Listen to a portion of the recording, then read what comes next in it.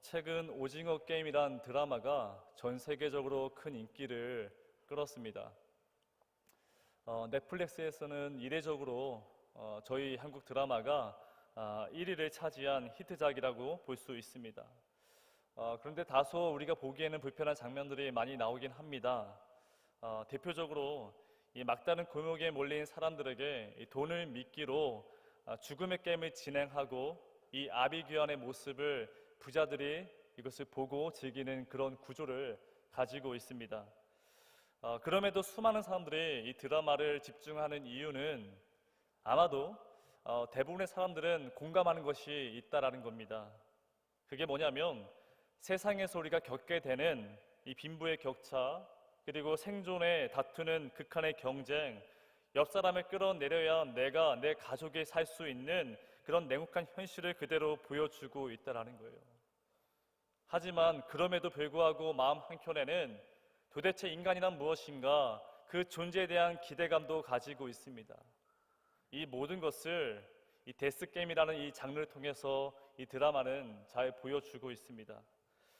그런데 이 드라마가 유독 우리들의 마음 깊이 새겨지는 그 이유는 아마도 시험에 있다는 거예요. 시험. 대부분의 시험이 그렇습니다. 저와 여러분은 어려서부터 지금까지 수많은 시험들을 겪으며 지금 이 자리에 앉아 있습니다. 근데 대부분의 시험이 그렇습니다. 모든 것이 단계가 있고 마치 계단에 올라가듯이 그 시험을 통과해야 합격이라는 결과를 가져올 수 있습니다. 문제는 누구나 다 가져갈 수 없는 거예요. 반드시 경쟁해야만 얻을 수 있는 것이 바로 시험입니다. 그런데 이러한 것은 굳이 이 수험생들에게만 적용되는 말씀은 아닙니다. 우리 인생의 모든 것은 이 시험의 굴레 아래 우린 놓여져 있습니다. 저는 그래서 오늘 특별히 이 말씀이 여러분들에게 굉장히 중요하다고 생각을 합니다. 여러분, 주님도 시험을 당하셨습니다. 세상에 그 어떤 신이 우리와 동일하게 시험을 당하셨겠습니까? 그런데 그 이유의 목적이 따로 있다라는 거예요. 히브리서 2장 18절입니다. 자기가 시험을 받아 고난을 당하였은즉 시험 받는 자들은 능히 도우시느니라. 이 말은 예수님께서 시험을 당하셨기 때문에 우리의 이 땅 가운데 그 현실에 고통받는 우리의 그 심정을 누구보다 잘 알고 있다는 말입니다. 그런데 그 위의 목적이 바로 우리를 돕기 위함이라는 거예요. 늘 시험 때문에 실패하고 고통받는 우리의 인생 가운데 모범 답안을 알려주기 위해서 직접 주님은 시험을 당하신 것이고 그 시험에서 당당히 이기셨습니다. 이 말은 우리도 예수님처럼 시험을 치르면 이 시험에서 이길 수 있다라는 말이기도 합니다. 그렇게 주님이 겪으신 시험은 세 가지입니다. 돌을 떡으로 만들어라, 성전 꼭대기에서 뛰어내려라, 내게 절해라. 근데 여러분, 이 시험들은 우리가 쉽게 생각하는 그런 단답형 문제가 아닙니다.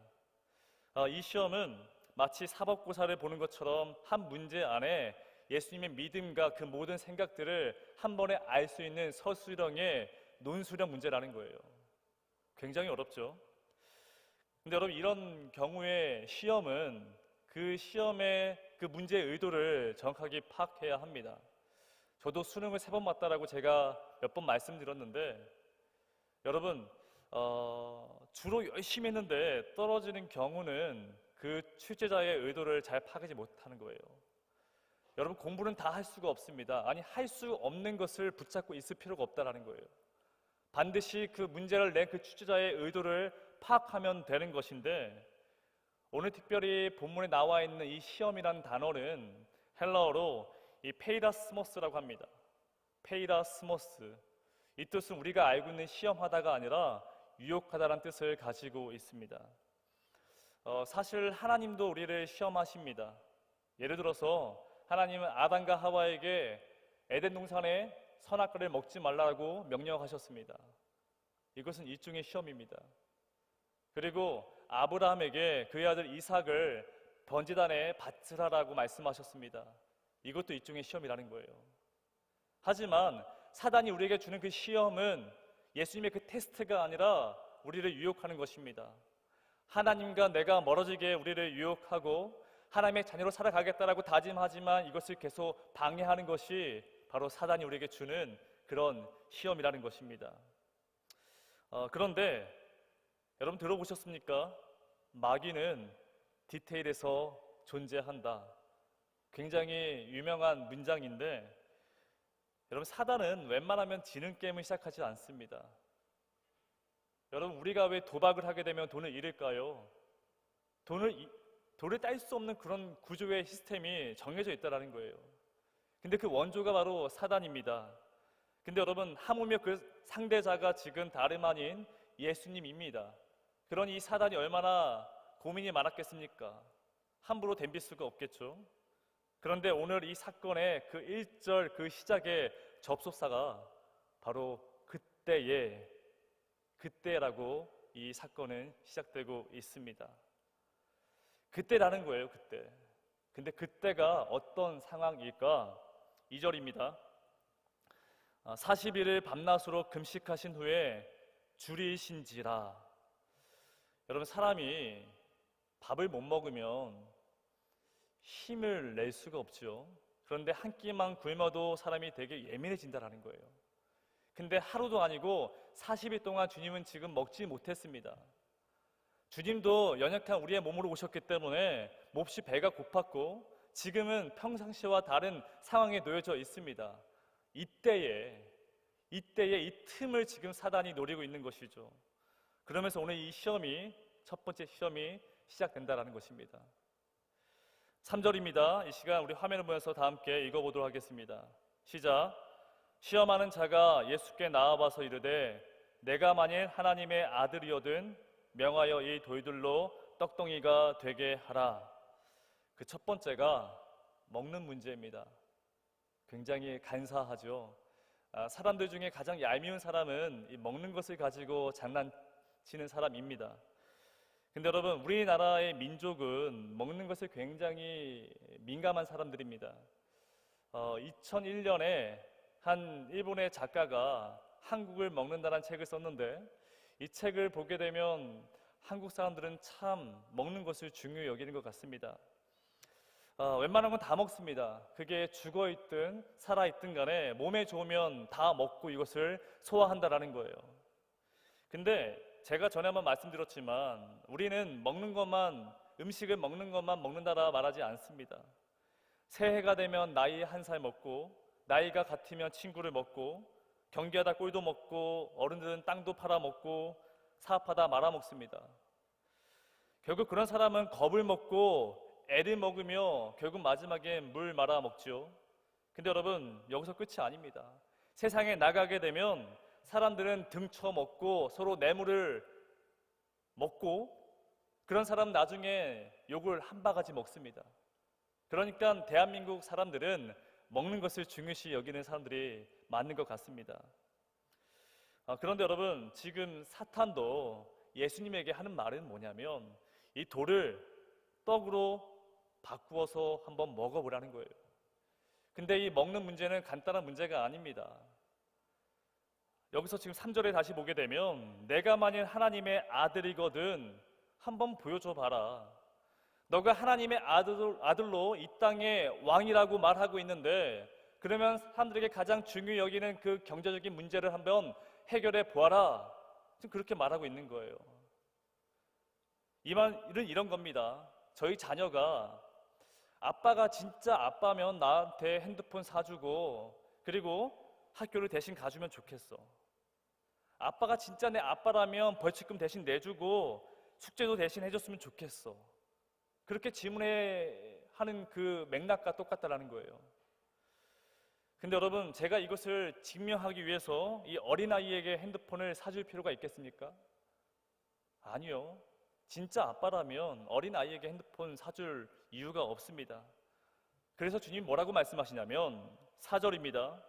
예수께서 대답하여 이르시되 기록되었으되 사람이 떡으로만 살 것이 아니요 하나님의 입으로부터 나오는 모든 말씀으로 살 것이라 하였느니라 하시니, 이 말은 우리가 살아가는 이유는 무엇을 먹을까, 무엇을 마실까, 무엇을 입을까, 이것도 중요하지만 이것이 본질적인 삶은 아니라는 것입니다. 중요하지요. 세상에서는 먹는 문제, 있는 문제, 돈을 벌어야 하는 이 모든 것들은 중요하다라는 거예요.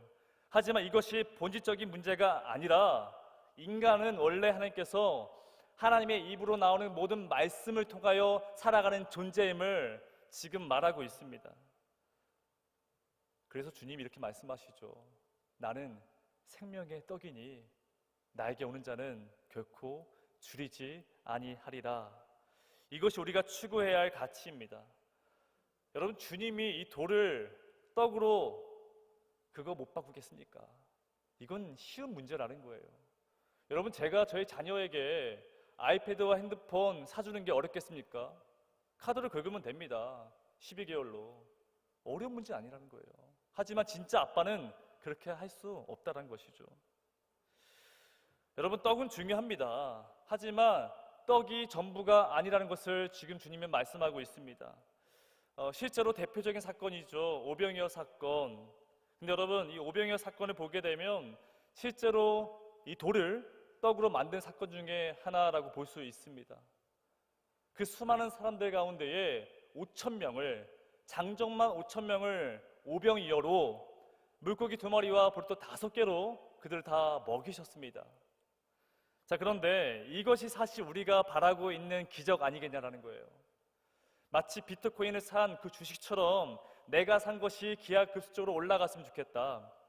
남들이 부러워하는 직장을 들어가고 시험만 보면 내가 다 합격하며 결혼도 그렇고 내 몸도 평생 건강했으면 좋겠다. 근데 여러분, 이 오병이어 사건이 벌어지고 나서 성경의 말씀을 한번 생각해 보십시오. 요한복음 6장 14절입니다. 이 사람들이 예수께 행하신 그 표적을 보시고 이는 참으로 우리에게 주신 메시아이시다, 세상에 오실 선지자라, 그렇게 고백한 이후에 그들이 예수께 찾아가서 억지로 붙들고 그를 임금으로 세우려 했습니다. 그 모습을 보고선 주님은 도망가셨습니다. 산으로 급히 올라가셨습니다. 여러분, 예수님은 오병이어 사건이 그들의 의식주를 해결하기 위함이 아니라는 거예요. 하지만 그들은 오해합니다. 저분이 우리의 돌을 떡으로 바꾸어 줄 메시아구나. 이 지긋지긋한 세상을 바꿔줄 그리스도가 저 사람이구나라는 그 시선을 가지고 그 시선으로만 예수를 바라보고 있다라는 거예요. 그런데 저희도 그럴 때가 참 많이 있습니다. 우린 주님을 뭐든 주셔야 하는 분으로 기억하고 있습니다. 가만히 우리 기도 제목을 들어보면 시험 잘 보게 해주세요, 배우자 만나게 해주세요, 번듯한 직장 다니게 해주십시오. 그러면 믿겠습니다. 그런데 주님이 주시지 않는다는 것이 아니라 그게 본질이 아니란 말입니다. 주님은 세상에 떡이 되신 것이지 우리에게 떡을 나눠주러 온 분이 아니라는 거예요. 우리가 여기에 넘어가면 이 시험은 결코 이길 수가 없습니다. 그러면 여러분, 우리는 무엇을 먹어야겠습니까? 독일의 이 포이버바흐라는 종교 철학자가 있습니다. 이분이 이런 얘기를 하죠. I am what I eat. 내가 먹는 것이 곧 나이다. 오랫동안 들려지는 서양 속담이기도 합니다. 이 말은 무슨 말이냐면, 내가 누군지 알고 싶다라면 지금 내가 먹는 것을 살펴보면 알 수 있다라는 거예요. 여러분, 저는 과메기를 싫어합니다. 홍어도 먹지 않습니다. 그런데 식당에서 유독 이 과메기를 찾는 사람이 있습니다. 그분들은 대부분이 경상도 사람들입니다. 여러분, 홍어도 마찬가지. 그 냄새나는 홍어를 맛있게 드시는 분들이 있는데 그분들은 대부분이 전라도 사람들입니다. 이 말은 무슨 말이냐면 먹는 것이 곧 내가 된다라는 거예요. 그런데 여러분, 우리는 무엇을 먹고 이 땅 가운데 살아가고 있냐라는 거예요. 그런 우리들에게 주님이 말씀하시는 것은 사람은 떡으로만 사는 것이 아니라 하나님의 입으로 나온 그 모든 말씀으로 살아야 한다라고 거듭 강조하고 있습니다. 이어지는 두 번째, 세 번째 시험도 같은 맥락에서 살펴보시면 됩니다. 두 번째 시험은 성전 꼭대기에서 뛰어내려 보라는 거예요. 그리고 하는 말이 6절, 내가 만일 하나님의 아들이거든 뛰어내리라. 그러면 너의 주의 사자들이 너를 지켜주지 않겠느냐. 여러분, 이제 좀 이 시험의 윤곽이 보이십니까? 우리는 반드시 오해하지 말아야 할 것이, 하나님은 나를 사용하는 것이지 우리가 하나님을 사용하는 것이 아니라는 거예요. 그런데 계속해서 사단이 이것을 계속 현혹합니다. 헷갈리게 만든다라는 거예요. 내가 만일 하나님의 아들이거든 뛰어내려라. 그것을 증명해 보아라. 이 질문 앞에 배후에 깔린 그 의도가 무엇이겠습니까? 하나님의 자녀라면 성공해야 한다. 하나님의 아들이라면 돈 많이 벌어야 한다. 하나님의 딸이라면 세상의 중심이 되어야 한다. 그래도 믿는 사람은 달라야지. 제가 어렸을 때부터 교회 어른들에게 많이 들었던 말이 바로 이 말입니다. 믿는 사람은 달라야지. 믿는 사람은 성공해야지. 믿는 사람이 좋은 대학 가야지. 근데 여러분, 어느 순간 그런 기도 제목 가운데에 하나님의 자녀라는 정체성은 저 끝에 갖다 놓고 결국 내가 중심이 되어 있다는 거예요. 내가 성공하고 싶고 내가 높이 올라가고 싶은 그 마음의 투영이 지금 여기에 놓여져 있다는 것입니다. 이것을 성경에서는 이생의 자랑이라고 이야기합니다. 근데 여러분, 믿으십니까? 여러분들은 이미 하나님의 자녀입니다. 다른 거 다 필요 없습니다. 이미 하나님의 자녀가 되었습니다. 자, 그런데 내 아버지를 왜 다른 사람들에게 내 아버지인 것을 입증해야겠습니까? 여러분, 이게 말이 안 된다는 거예요. 내가 내 아버지를 왜 여러분들에게 제가 증명해야 됩니까? 그 증명하는 그 모습 자체가 굉장히 우스꽝스럽습니다. 그럴 필요 없다라는 거예요.